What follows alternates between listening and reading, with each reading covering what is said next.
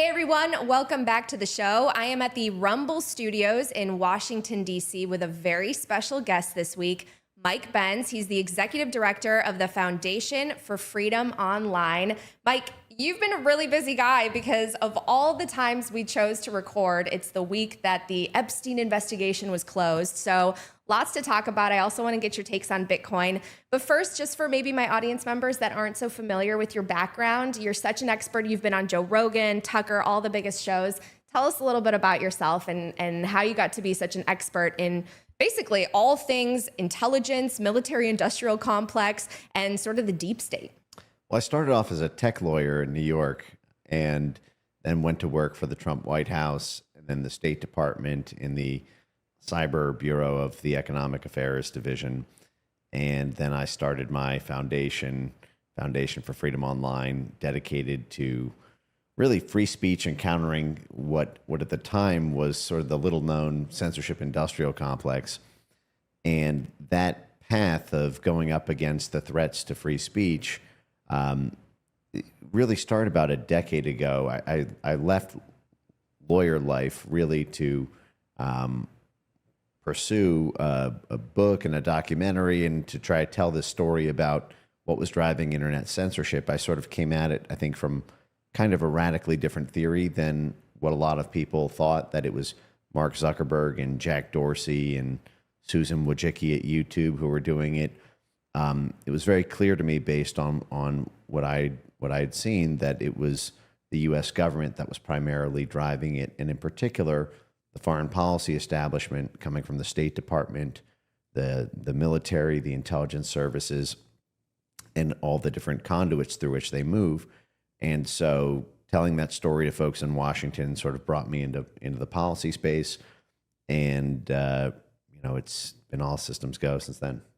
Why do you think that so many people in our country have a hard time believing that this is even the truth, that this inconvenient truth could mean that we have agencies operating that do things that don't benefit the American public?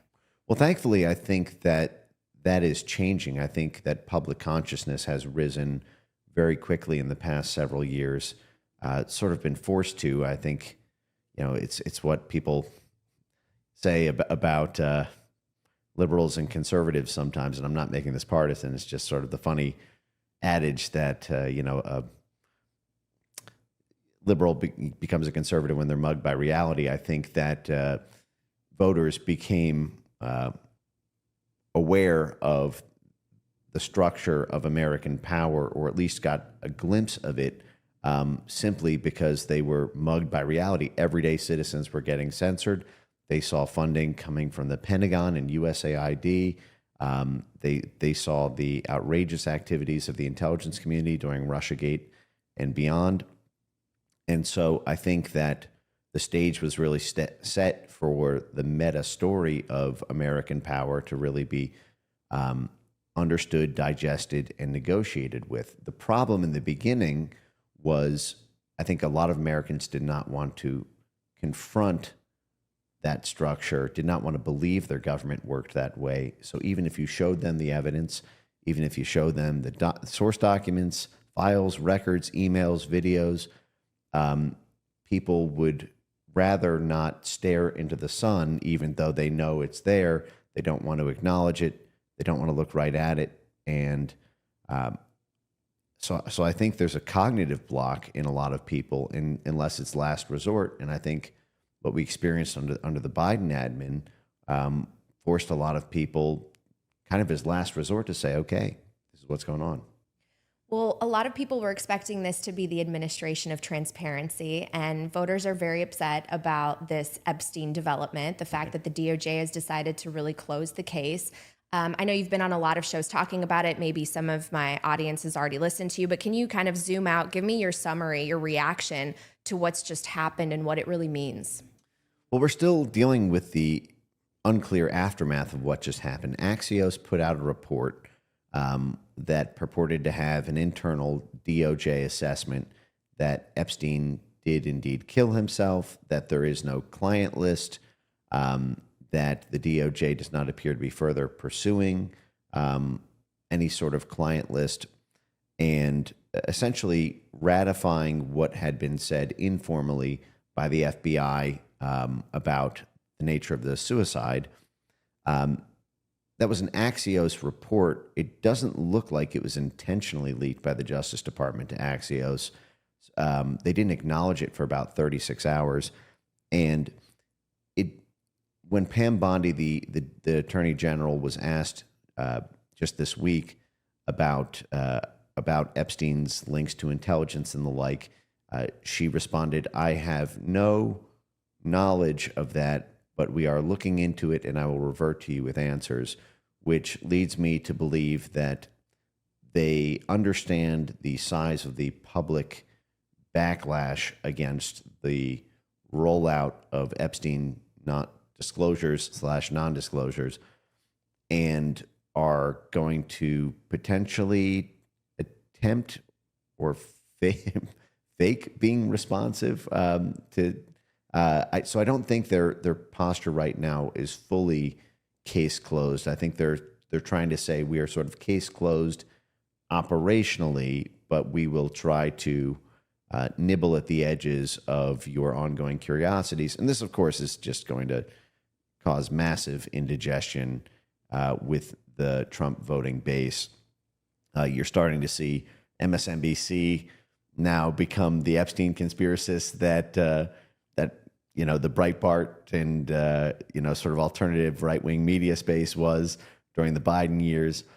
But there's so many dark angles to the Epstein story. The one that I fixate on is really the intelligence side, and the fact that our Attorney General, after 4 months of being on the job, still cannot answer that question is dark for a lot of reasons that I can elaborate if you want me to go there. Coin Stories is proudly brought to you by Gemini. Investing in Bitcoin has never been easier with Gemini's Orange Bitcoin credit card. Earn up to 4% back in Bitcoin on everyday purchases like gas, dining, groceries, and more. With no annual fee, no foreign transaction fee, and no exchange fees on your rewards. This summer, also get 10% back in Bitcoin at golf courses.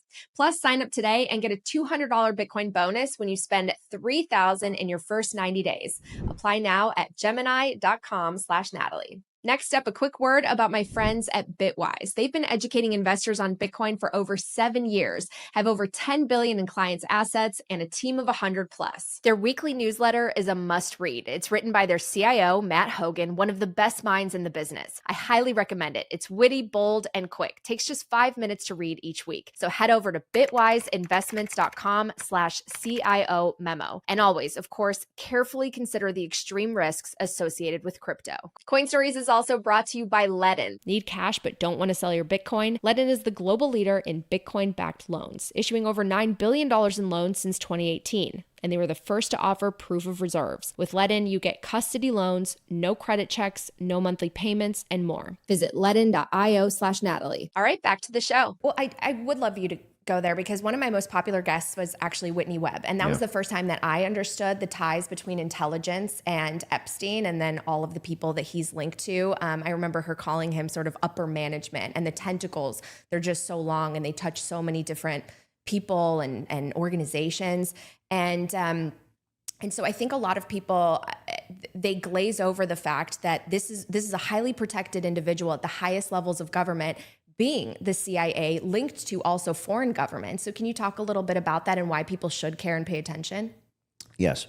So obviously, I guess at the lay level, Epstein has been famous for his sex crimes. But when the sex crimes and all the related activity are protected by the Justice Department, potentially because the criminal is our criminal or a protected criminal, then that essentially puts the entire U.S. government complicit in the underlying criminal acts. And it's important to understand with the intelligence side here, and I'll just briefly cover the facts of this.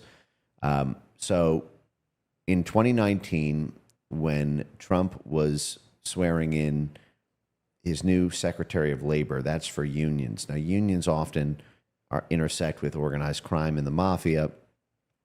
the incoming Secretary of Labor was a guy named Alex Acosta, who was also the head of the DOJ overseeing the Jeffrey Epstein case during his first indictment, 2007, 2008, when he was effectively let off by by federal justice, by the DOJ, in what was really the sweetheart deal of the century.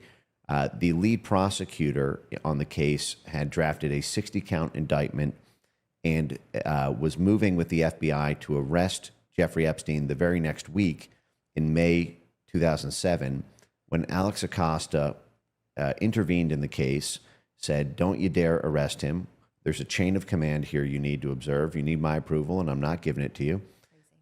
Then proceeded to have several covert, direct, in-person meetings with Epstein's high-profile, best lawyers money can buy defense counsel, kept the lead prosecutor out of the talks, and then surprised the world with a surprise plea deal that the lead prosecutor was not in on, that the victims of Jeffrey Epstein were not in on, in order to that not only effectively killed all the federal charges and just allowed one state-level charge to proceed, but also immunized not just Jeffrey Epstein from the related charges, but all co-conspirators, known or unknown.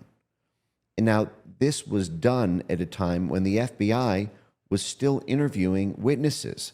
The FBI was kicking and screaming and saying, how could you do this? We have a court-ordered subpoena for Jeffrey Epstein's computer, and we haven't even accessed it yet, and you're giving a plea deal. I mean, if you and I were to have our homes raided by the FBI, do you think that the Justice Department would offer us a plea deal before they even opened the computer? This is you're talking about child sex trafficking. What's on the hard drive is obviously going to be critical in terms of building a case and adding charges to the indictment. And so this was a big mystery when Epstein was rearrested and ended up in a prison cell in 2019,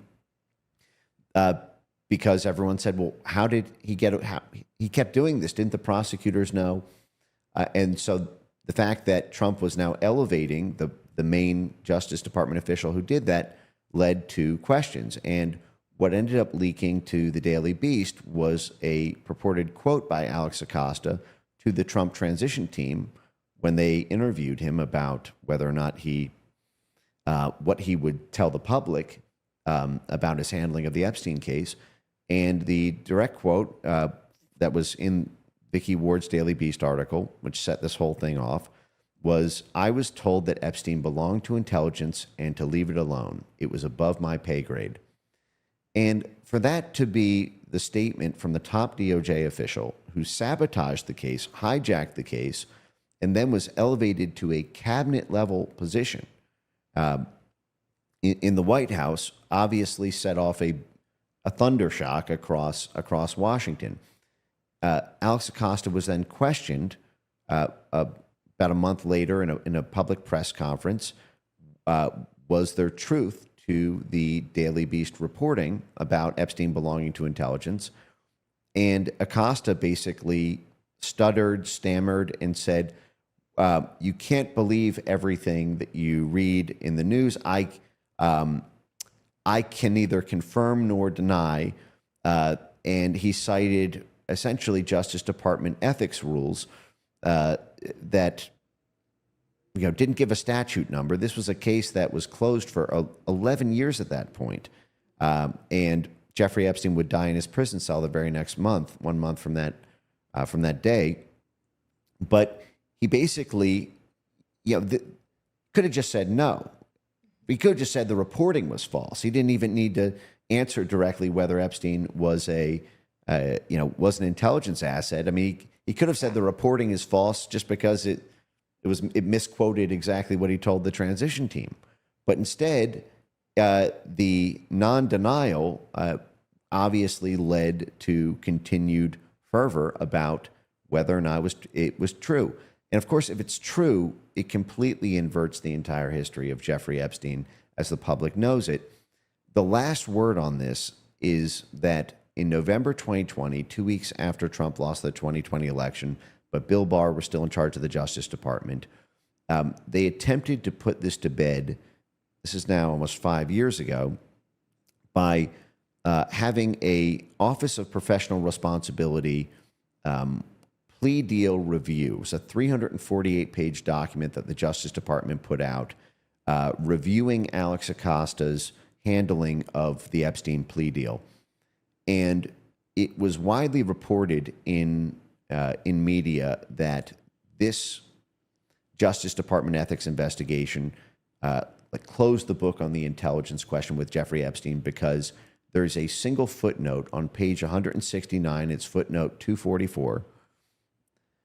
And in a single footnote, there's a asterisk about there's basically an asterisk in the body text, and then it says, these are the investigators, the Justice Department investigators.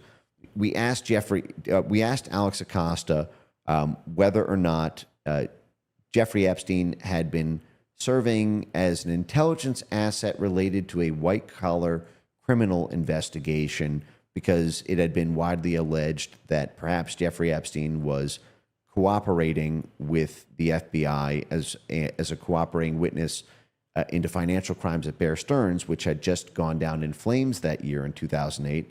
Bear Stearns, one of the largest brokerage houses on Wall Street, had just gone down in flames in the 2008 financial crisis. And so, but that's not the question at all.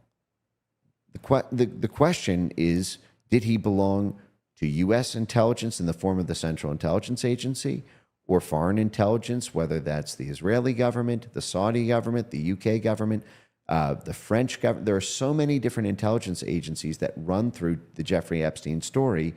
Your head begins to spin, and this is right out the gate. Jeffrey Epstein was the financial fixer for the CIA's top illicit arms broker in 1983. That's now 42 years ago. So before Epstein's 30th birthday, he was already deeply embedded at high-level geopolitical affairs. This was during the height of Iran-Contra. And can I go on and kind of tell this story? Or? Yeah, I mean, my viewers might recognize some of it from One Nation Under Blackmail. So yes, I mean, it's all fascinating because, to your point, this goes to the depths of some of the worst financial crimes that have happened in modern history, and coups in foreign governments and things that, we didn't hear about on mainstream media, right? People think like, oh, we're just spreading democracy around the world. America is a benevolent force. But actually there were deep, dark forces that have to do with murder and espionage and blackmail. And this is what is being denied. I think that's why people are angry right now, even MAGA voters who voted for this, because I would assume that Pam Bondi's she had the right intentions, wanting to go in there and hold people accountable, but maybe she was blocked from that. So I'd love to, eventually get your take on that and what actually happened, why we're not getting the transparency people voted for. Well, this is actually very common. The Justice Department effectively has to negotiate with all the different adjacent cabinets. And especially when it comes to intelligence matters, there's a tug of war between the Justice Department and the intelligence community. The JFK files are rife with CIA memos about how they influenced the Justice Department.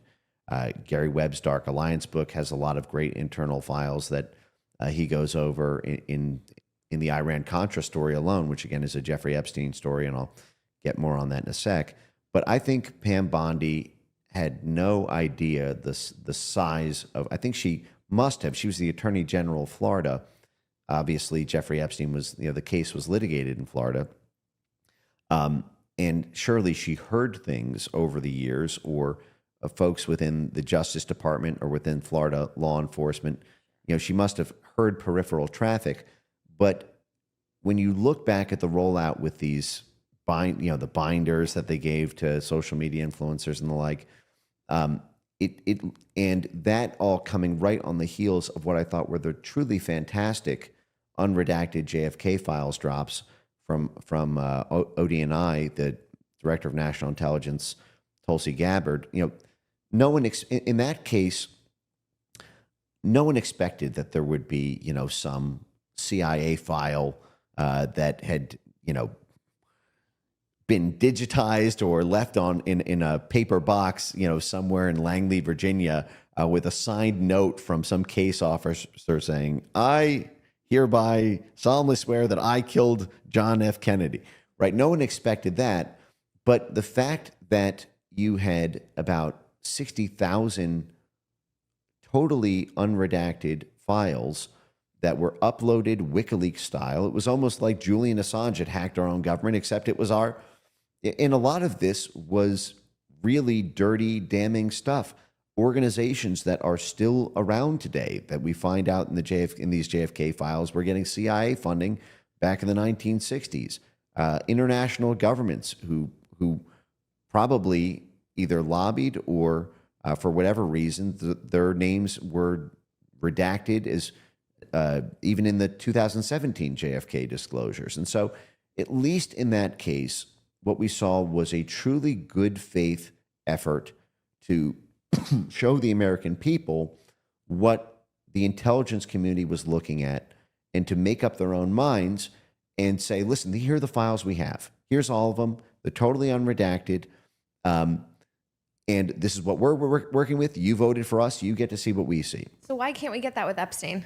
Well, for several reasons. One is intelligence documents are up for review every 35 years or so. And so it was the fact that these JFK files remained redacted or not disclosed at all, frankly, for most of them for 60 years meant that there were secrets in them that went beyond ordinary course declassification review, and that they were being hidden from us because of what dirt that might reveal, what structures our intelligence community may want to remain hidden, may have diplomatic blowback if other countries find out this information.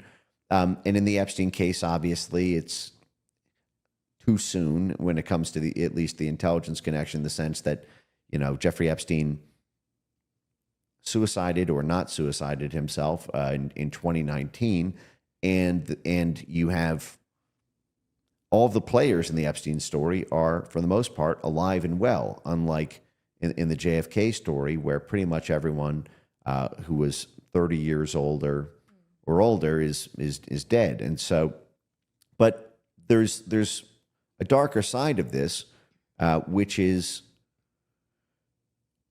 that the Jeffrey Epstein story is not just about Democrats and Bill Clinton and the sort of, I think MAGA world had fixated on the corruption of Democrats and everyone from Clinton to Biden, and also perhaps the corruption of our Attorney General under Donald Trump, Bill Barr. Obviously, the fact that Bill Barr was the head of the Justice Department when Epstein died in prison, and there was effectively no public investigation or public-facing investigation from DOJ on that, it was an obviously massive conflict of interest given Bill Barr's direct connections to Epstein and to intelligence. Bill Barr started his career at the CIA.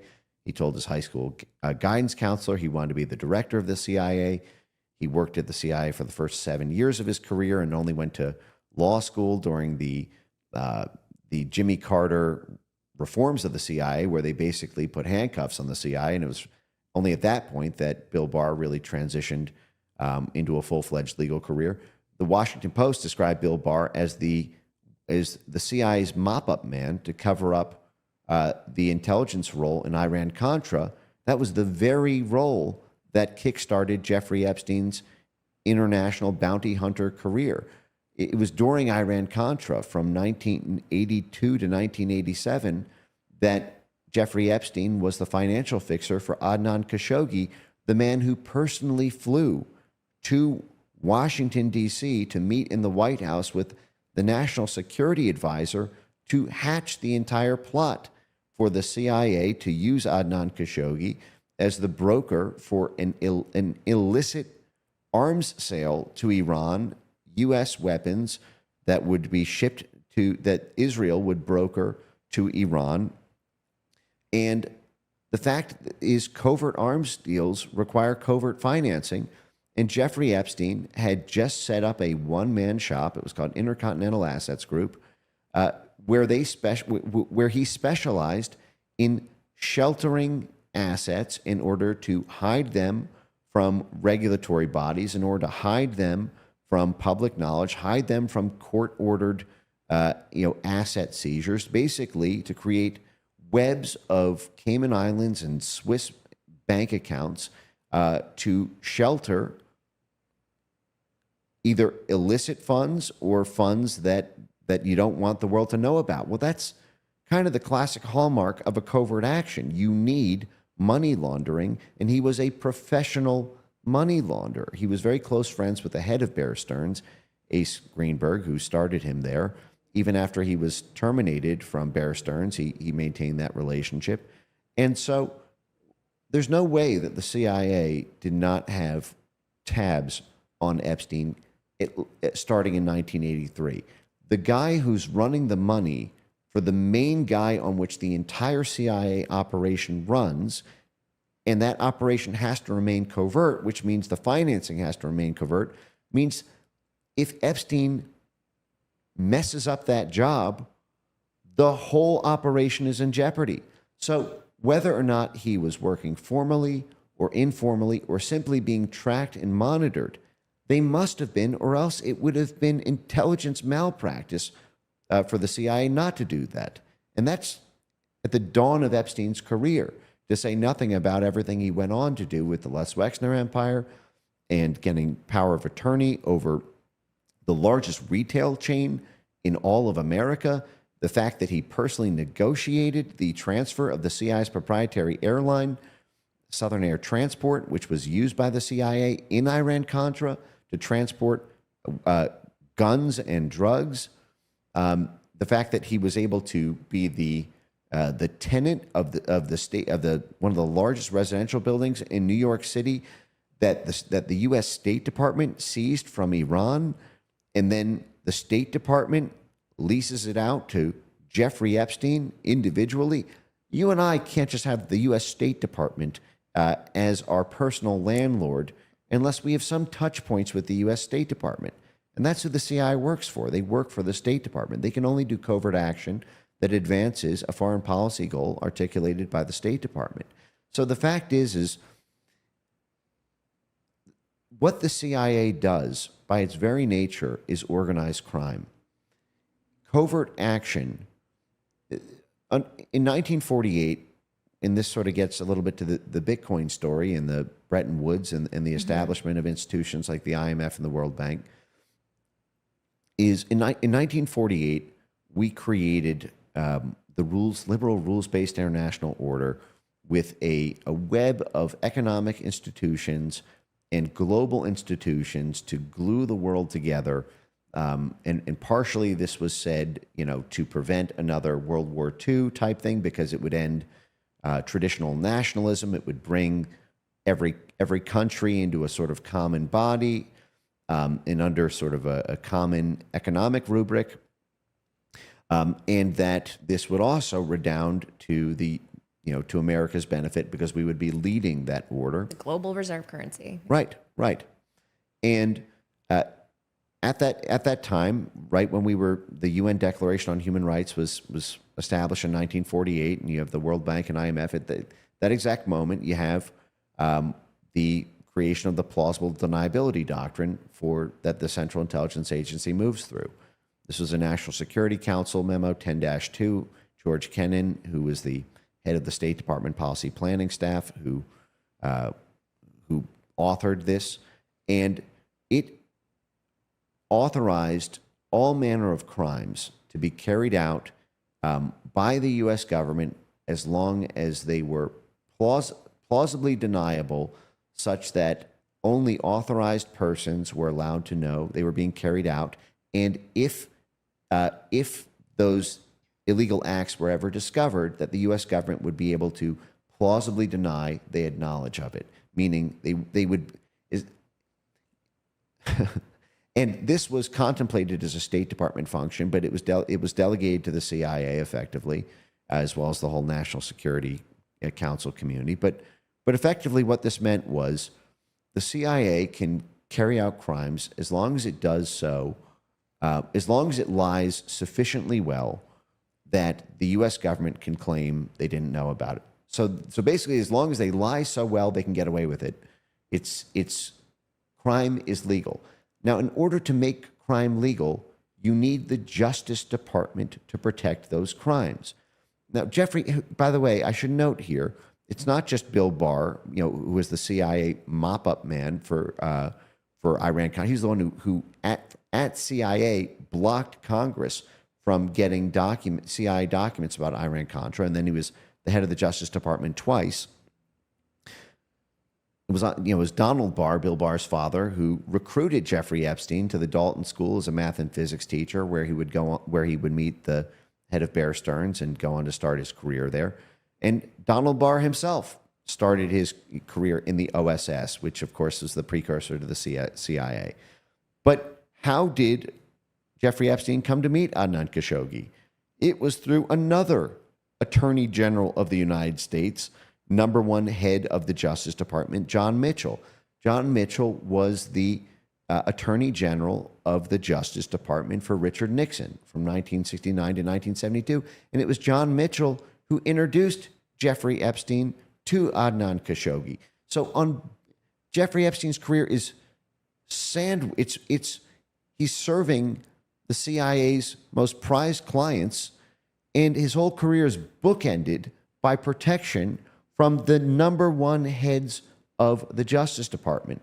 John Mitchell himself has an interesting history. He went down in flames during Watergate after he stepped down from Attorney General to run Nixon's reelection campaign. John Mitchell ran that campaign in the Political Intelligence Fund that was responsible for Watergate, and John Mitchell ended up spending 18 months in prison for his role in the Watergate conspiracy, which, if you know anything about the Watergate conspiracy, is a kind of privatized CIA job. The burglars involved, the networks involved were CIA networks, and this is who is backing and brokering the deals for Epstein to even be in position to be the financial fixer. So what I'm getting at here, though, is given that what the CIA is authorized to do through covert action is everything from sabotage, blackmail, economic subversion, demolition, arson, until 1978, assassination. These are all criminal acts, but you have a get-out-of-crime-free card if you've got the intelligence clearance to do it. And so the problem is with the Epstein story is you're not just talking about the international, some Cold War effort to, knock Russia out of Eastern Europe. You're talking about a guy who was living in Florida or living in Columbus, Ohio, and had American victims and American celebrities and politicians constantly in his orbit, or that he was investing in their companies or brokering deals with. This episode is brought to you by Casa, the leader in Bitcoin self-custody solutions, helping people like me secure their wealth with simple, powerful, multi-key vaults. And now Casa is here to help businesses and even governments do the same. Introducing Casa Business, a secure, easy-to-use 3-key vault designed for small and large businesses with team signing capabilities and a web dashboard. Start your Bitcoin treasury the secure way and protect your assets. Get 10% off your Casa plan at casa.io/Natalie. Up next, BitKey. BitKey is a Bitcoin hardware wallet with multi-sig security, inheritance, and a recovery system designed for real life. No complex setup, no seed phrase, just true self-custody without the stress. It was named one of Time's best inventions in 2024. Use code STORIES for 20% off at bitkey.world. Next up, the Bitcoin way. Bitcoin is only freedom money if you control it fully. The Bitcoin Way can help you learn the skills to properly secure your Bitcoin in 100% self-custody with zero counterparty risk. Go to thebitcoinway.com/Natalie to speak one-on-one with the best experts. Your security and sovereignty are priceless, so don't gamble with your future and peace of mind. Want to reach millions of Bitcoin users? Speed Wallet makes it easy. Launch your app on Speed's mini app store. Publish your app in hours, no coding needed. You can also accept Bitcoin payments effortlessly with Speed. Ready to grow? Publish on Speed today. Visit speed.app. Donald Trump at this week's press conference was asked by a reporter about Epstein and intelligence. And he said, "Why are you asking?" Yeah, and he basically wanted to say, "Oh, that's why are you asking? This is," he basically said, "This is a dead issue. This was so long ago. Look at everything that's going on now." And I'm reminded of the Faulkner quote. That the past isn't dead. It's not even past. The Jeffrey Epstein story is in the unanswered. And it's effectively asked and answered, but the refusal to provide any documentation or even corroboration that they've even attempted to investigate it on the inside is essential for understanding everything else going on in Trump world, not just at the Trump donor level where the ties are many, but also because right now the public message to the American electorate is that we are putting the intelligence community through massive reforms so that the abuses of the past 10 years can't happen again. The abuses that happened with Russiagate, the abuses that happened with COVID, the abuses that happened with the FISA warrants, the abuses that happened with the Ukraine impeachment and the role of the CIA and DOD in that. The abuses that happened with the January 6th committee and the FBI. We are supposed to be holding the intelligence community to account. And on the biggest, most visible abuse by the intelligence community that the American people have been reading about for the past 6 years, the protection of Jeffrey Epstein, to give that a total hall pass is something that will not make this go away. This is going to live in infamy. This is like closing your eyes and hoping that people in the 1960s would forget that JFK was assassinated. Right. This will live on for decades if it's not addressed. Well, this actually brings me to my next question, and that was a fascinating explanation, so thank you. I feel like before, these types of crimes would be easier to hide if there's no internet, if there's no decentralization of media and communication, that we can all start to poke into this a little bit more, ask questions, rise up together, right? There's power in numbers. But I think this latest development with the Epstein case makes a lot of people feel like no matter how hard we band together, how hard we ask for answers, we're not going to get them. The people that are in power are going to be not held accountable, essentially. So why is it so difficult? I mean, what should people take away from this? Are we able to ever hold the powerful accountable and break some of these elite institutions that have been creating harm? I think so. I think in this case, you're not necessarily going to get a clean answer. You're definitely not going to get the full answer. But you may, this is going to sound like a strange thing to say, but I think you may get a kind of form of limited hangout that at least is a partial admission with enough pressure. I think, and I'll give you a great example. In the JFK files from March of this year, the unredacted files on the Asia Foundation were published. The Asia Foundation was a CIA proprietary that was set up in the 1950s for as a nonprofit civil society institution that would essentially infiltrate and influence countries, governments, civil society institutions all across East Asia through meetings with politicians, union heads, media organizations, judges, prosecutors, academics, basically a kind of one-stop shop for moving both the government policies and hearts and minds of foreign populations towards the foreign policy goals of the State Department through a covert action operated by the Central Intelligence Agency. in 1966, the Asia Foundation got in a lot of trouble when Ramparts magazine, this sort of spunky, independent, left-wing newspaper, basically followed the trail in the Asia Foundation and whistleblowers and documents that had been leaked that showed that the Asia Foundation was funded by the Central Intelligence Agency, and so therefore the whole apparatus and the entire network around the Asia Foundation was therefore a CIA operation, and this completely inverted what what the public perception of it was. The CIA in 1966 writes a memo to the State Department saying, "Holy crap, we've received word that Ramparts magazine is going to be publishing this tell-all, and this is an urgent, massive threat to the sustainability of our operations in East Asia."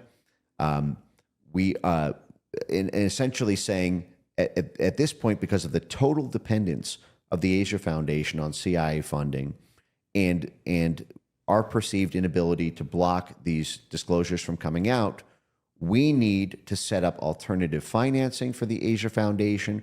We're hereby alerting you that we are going to be winding down we're going to do a one-time lump sum payment right now to the Asia Foundation, but then no further funding. So we need you at the State Department to find alternative means to finance this. We are working in the background with the Board of Trustees to do effectively crisis PR. 5 months later, there's a second CIA memo on this, which says, we've worked with the Asia Foundation. We work closely with the Board of Trustees of the Asia Foundation to craft a carefully worded, limited acknowledgement of receipt of CIA funds, and then basically bragging that the public more or less bought it, that they had received these funds, but they didn't fully know what the funds were, that they came directly from the CIA, and it was just this one part of it. It wasn't the whole thing. Doesn't mean the whole institution is corrupt. The Asia Foundation is alive and well today. They're just as, when you asked how I got into this, and the Asia Foundation is active in the censorship space. You can go to the Asia Foundation's website and see all their publications about the need to censor disinformation on social media. And they work with USAID instead of the CIA now. They have exactly the alternative financing that the CIA privately called for in 1966 and 1967. And so what you got from the public story there for 50 years was some limited acknowledgement that, yeah, there were CIA touch points. Yeah, they got a little bit here. But internally, what the CIA wrote to the State Department is the Asia Foundation was, quote, totally dependent on the CIA, and it was set up as a CIA proprietary, meaning in-house ownership, just like so many other organizations that we live with today. CIA-funded media. Right now, Carrie Lake is trying to reform the U.S. Agency for Global Media, which houses Radio Free Europe, Radio Liberty.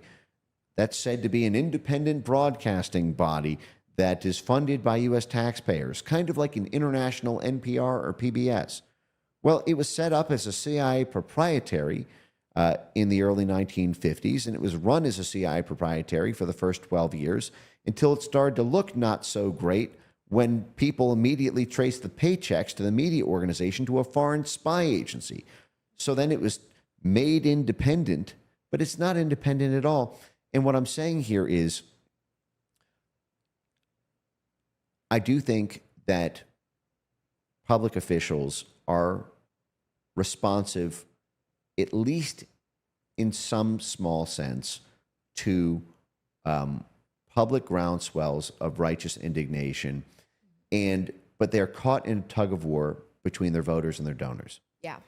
And sometimes the voters win, sometimes the donors win, but the more weight you put on one side of the scale, the more it has to be offset by the other side of the scale. And oftentimes, if there's sufficient voter outrage and voter action and voter pressure, it can force a negotiation with the donor class. This is what happened with JFK. Why do we even have JFK files? Well, we have it because in 1991, Oliver Stone put out a movie called JFK that sufficiently enraged the public about the potential CIA role in the JFK assassination that Democrat voters demanded that there be declassification of JFK documents. And this gave rise to the Presidential Records Assassination Review Board. That's how we know about some of the worst intelligence activity. This is Operation Northwoods, the Joint Chief of Staff plan to hijack airplanes and sink our own naval ships and bomb our own barracks and organize rent-a-riots on U.S. soil, the blame on foreign countries. All this stuff only came out because voters were inflamed and put pressure on not just their, who they voted for president, but all the different members of the House of Representatives. You're creating more Marjorie Taylor Greenes, is what I'm saying by this. You're even if you don't win at the White House level, you are still the message. Politicians want to be heroes. They want money from donors, and they step up on issues. Can I keep going on this for a second? I really want to focus actually in on the money aspect, because I think our voices can be loud and powerful. But really, if you zoom in, I mean, you were talking about the funding, right? I would argue that if we didn't have a money printer and the ability to just keep on making these paper units and promising everyone we're going to pay them back someday, you couldn't fund all of the stuff that leads to the corruption, right? I mean, it all starts with the money, which is why I'm so passionate about something like Bitcoin, because we need something that is censorship resistant, that is neutral, that is bipartisan, that brings us together and allows us to actually hold these institutions accountable, because you can't print more of it. But I really think all of this leads down the path to our money's broken. Our money is broken. And how do we address it? Yes. Well, this is a not disconnected issue, actually, from the Jeffrey Epstein story. I've got my thoughts on Bitcoin are complicated. I think on the one hand, there is the promise of getting rid of the middleman is extraordinary and a hugely positive development. And I was very active in Bitcoin for a long time. I began to become a little unnerved. I think, like a lot of people, I got into Bitcoin because of kind of libertarian bona fides and the idea that you're sort of taking on aspects of entrenched power by building a kind of parallel economic system. And I think that at the retail level, Bitcoin does offer the promise of that. I have been concerned about developments in the Bitcoin and in the cryptocurrency space around the institutionalization of it? The institutionalization of it kind of flips what got people into it. And I think that the rising price and the endorsement from the institutions, which is a signal that the price will continue to rise, has led a lot of people to keep going along with the ride unquestioningly without really interrogating what happens during the institutionalization process. And for example, there's a really interesting, complicated analysis with the stablecoin, issue, which is that we need demand for our debt, and the stablecoins are going to provide it, right? Right. Yeah. It's very interesting when you see Paul Ryan, who was the sort of great GOP nemesis figure of the Trump 1 administration. He was the Speaker of the House, the head of the House of Representatives, who sort of became notorious for constantly steamrolling Trump on the budget. And Paul Ryan took out I think it was a 2-page Wall Street Journal op-ed. I believe this was the day after MBS in Saudi Arabia, who was sort of at war with the Biden administration, made a suggestion that I think beginning in 2027 that Saudi Arabia might move off the petrodollar. Right. And the day after that, Paul Ryan writes this giant 2-page op-ed in the Wall Street Journal saying the U.S. government has to throw its weight behind stablecoins. Yeah. We need stablecoins to save the dollar. China is divesting from its treasuries. Other countries are potentially, moving into baskets of currencies in the petro space rather than just the U.S. dollar. Back to gold. Right. Yes, and the Biden administration was also, had basically lifted sanctions on Iran for China or allowed them to evade it, and so you now have all these, this Iranian oil and gas that's being transacted in renminbi.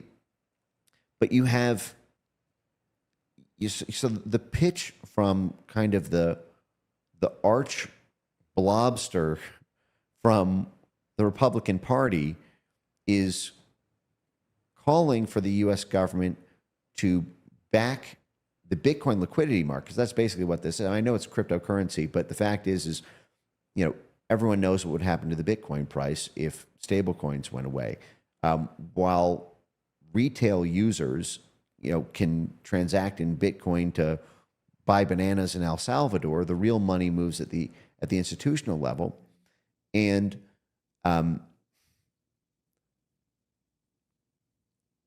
my phrase on this is I'm bullish on bullshit, and which is that I believe that the Bitcoin price will continue to rise, and you will see more and more institutionalization of cryptocurrency.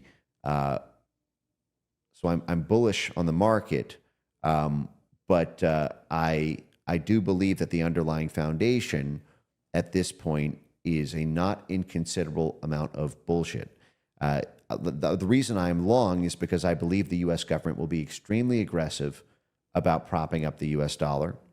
And the moment Bitcoin presents a threat to that, you will see action, the likes of which I don't think that the crypto community has really experienced yet. So this is the same thing happened with social media, by the way. With social media, it was an instrument of freedom. Hillary Clinton was demanding tens of millions more dollars from taxpayers to promote internet freedom so that it could be used by the CIA during the Arab Spring and as an influence mechanism over Eastern Europe, Africa, Latin America, Central Asia.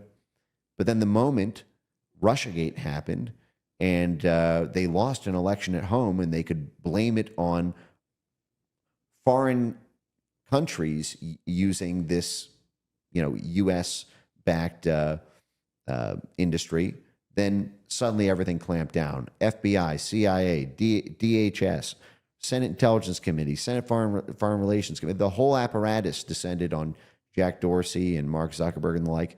And the same thing would happen, I think, to the Bitcoin space if it truly presented a threat to the U.S. dollar. But it's not just not a threat. It is now becoming, stablecoins, I think, are what now, the 7th or 8th largest holder of U.S. treasuries? Yes. And with a tiny team, made more in profit than Goldman Sachs last year. Right.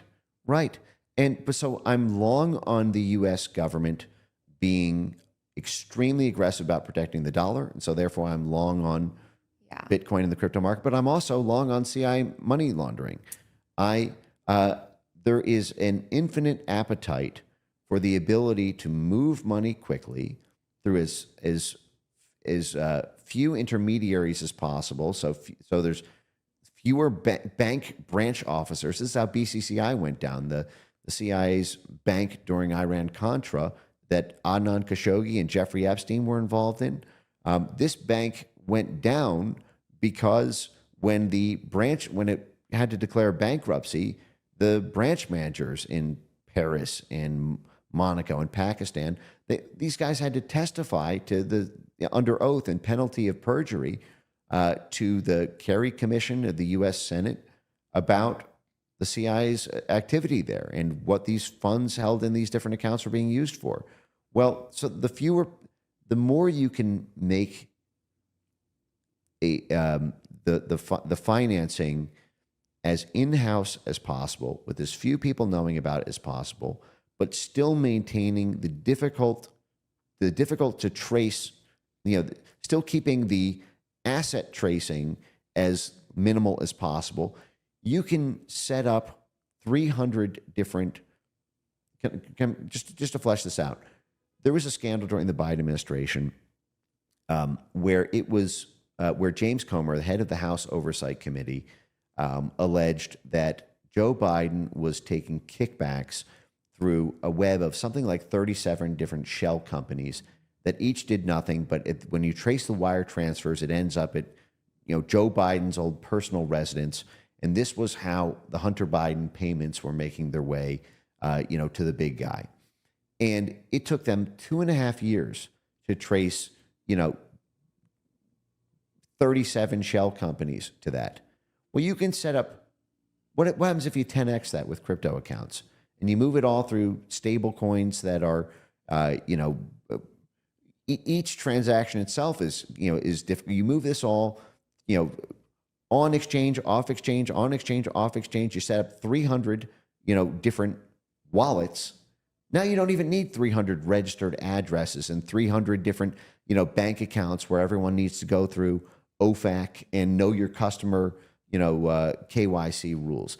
And this is why it troubles me when you see the developments like Pakistan right now. Pakistan, I think the cryptocurrency community has been championing on the regulatory speed run that Pakistan has done in the crypto space. Pakistan has basically, set up this massive, Bitcoin and cryptocurrency architecture.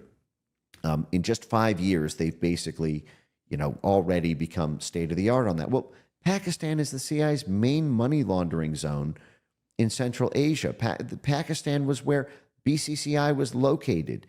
Pakistan was where we ran all the money laundering operations to covertly support the Mujahideen, funding their drugs and guns to make them the spunky Islamo-fundamentalist CIA paramilitary army against the Soviets in the 1980s. Pakistan is the go-to place for money laundering, and the fact that it has, now become this crypto capital, to me is not the kind of adoption it may be bullish for the price of Bitcoin, but what's happening to the underlying dynamics of it, I think the key drivers of it are now actually quite the opposite of what got early adopters at the consumer level into it. And I would just caution, as the price continues to rise, that high-level voices within the Bitcoin community do the same sort of negotiation with the donors, so to speak, in the space, that we expect the American people to do on issues like Epstein with the donors in Washington. Well, Mike, I think you bring up really thoughtful arguments and points. This is one of the reasons why I'm really passionate about advocating for the right to self-custody. We just learned recently that at least 11 million Americans actually self-custody their Bitcoin. We need to make sure to protect that right because it's fundamental to these digital property rights. I guess I sort of see it more, though, as a Trojan horse, because to your point, I mean, and as we were discussing earlier, the funding machine, it's never ending because fiat is never ending, right? And so if you get close to the money printer, if you have access to these institutions, the right organizations, and to that apparatus, it's a never ending spigot and you benefit from it tremendously. And so, yes, while I think that stablecoins will proliferate and they will extend dollar dominance, at the end of the day, that dollar has the core problem of the supply consistently grows and it's not a good store of value. And so if almost in a Trojan horse way, stablecoins usher in more adoption of Bitcoin where people can start even tiny bits in whatever currency they have, saving in something that none of these institutions can ever print, and we advocate for the ability for us to, self-custody and protect that digital property, that's where my hope lies. I mean, I certainly agree that we're going to have challenges, but as far as the tools available in terms of protecting our freedoms, both financially and with speech, with property, I don't find anything better, because if we don't advance these types of technologies that are so core to sovereignty, what are we going to do? I mean, we can fight all day online, but if we're forced to use the dollar and save in the dollar, or save in houses that are dilapidated, right, because they're so overvalued, and stocks that are overvalued, I mean, I would see no solution in that world. And so that's, I think we've got challenges ahead, but we need tools like Bitcoin to protect the individual. We need to protect freedom over everything.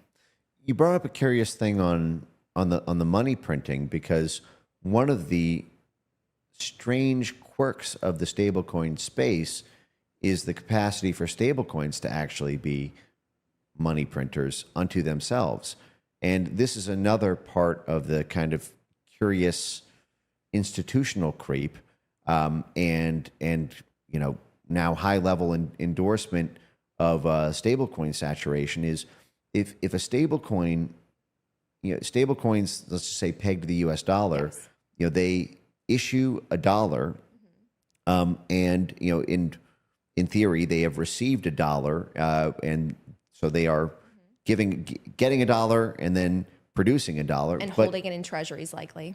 Right. But if there was, what happens if a stablecoin company is not audited, is not, and this could happen, you could have large stablecoin companies doing this, you could have small ones, you could have pop-up stablecoin ones, you could have foreign governments stablecoin, companies doing this.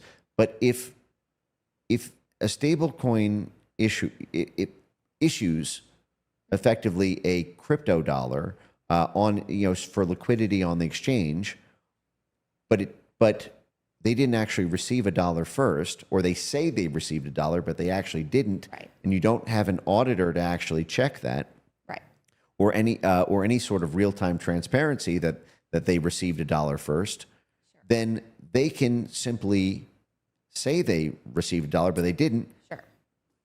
Issue the dollar, the crypto dollar equivalent. The recipient of that crypto dollar can then, basically convert that to a fiat dollar, and that stablecoin entity has just printed a dollar. Right. Well, that's They could just do that- counterfeiting. Yeah. But they could do that with $1 billion. They could do that with $10 billion. They could do that with $100 billion. And so this, and I think because the stablecoin story is so essential to the Bitcoin market, and yet it's also still, new in the, as an entrant into the international finance ecosystem. I do not doubt that this has happened before. Shall I say that stablecoin entities may have done this, perhaps even expecting that they would. You could have a contract to receive dollars, where you think you've got a legal entitlement to it, but if you've not been audited, and there are issues with auditing some of these, it's not just the Federal Reserve who can print dollars. The crypto market itself may actually be printing billions of dollars, and I think that's an issue that has to be kind of, the public should be aware of. Well, it's essentially what FTX did with Bitcoin. They basically issued paper Bitcoin, and they didn't have the assets to back it up, and it was a complete scheme.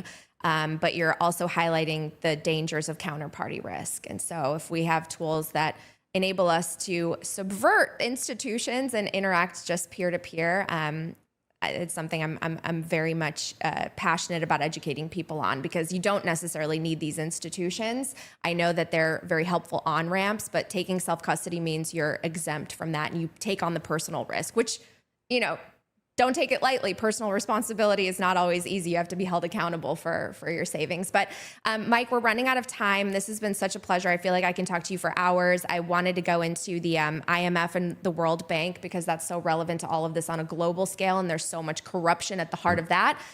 Also, controlled by essentially the Federal Reserve and our money printing here at home. So any just final thoughts as we wrap up, and hopefully we'll do this again soon. Yes. So money is an instrument of statecraft. The IMF and World Bank are, effectively the global banking institutions that are used for soft power purposes to advance both overt and covert goals of the U.S. government.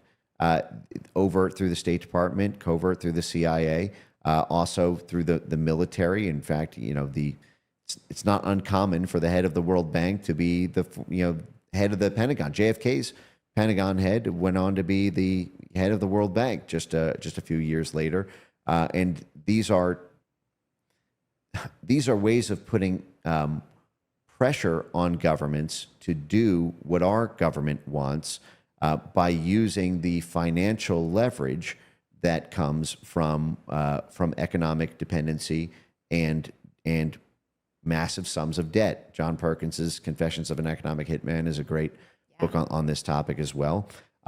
But this also gets right back to the Bitcoin issue and the cryptocurrency issue. I mean, the State Department and USAID are now actively using stable coins and the cryptocurrency market for effectively covert action. Right now in Venezuela, the State Department and USAID are working with stablecoin companies and some crypto wallet app companies in order to run money to Venezuelan dissidents who are being backed by the State Department and Central Intelligence Agency in order to airdrop them money and they can only do that by evading the Venezuelan state banking system. So the U.S. State Department is trying to do the same thing that the consumers at the sort of retail level of Bitcoin, cutting out the middleman and end running the government. That is what the U.S. government is using cryptocurrency for, and propping up the liquidity of the U.S. of the market for.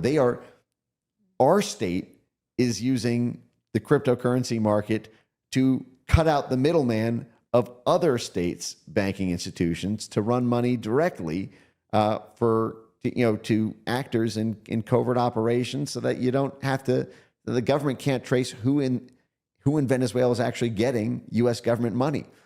But that's also our money. That's our taxpayer money, and now it's going to, we're paying for the Bitcoin price, whether we want to or not. But thank you for making the time for me today. I know we could probably talk about this for 5 more hours. We could. I mean, I feel like you bring up very valid concerns, and there are some interesting points of view on both sides. I'm definitely a believer, as you could probably tell. I think it's one of the only tools we have that gives me hope for the future, because when you think about all these dark things that we discussed and the corruption and how deep it goes, how high it goes, it's hard to have hope for the future. And so if we can create tools, if we can create weapons that uplift the individual and our rights as people, as human beings, to have property, to be able to speak freely, those are the things I think we need to really advocate for, educate people on, so that we can come together and create a better future. Because otherwise, people are going to take us over and enslave all of us, right? We don't want that. So I know it's not perfect. No technology is perfect, but I have a lot of hope in things like Bitcoin and other things as well. But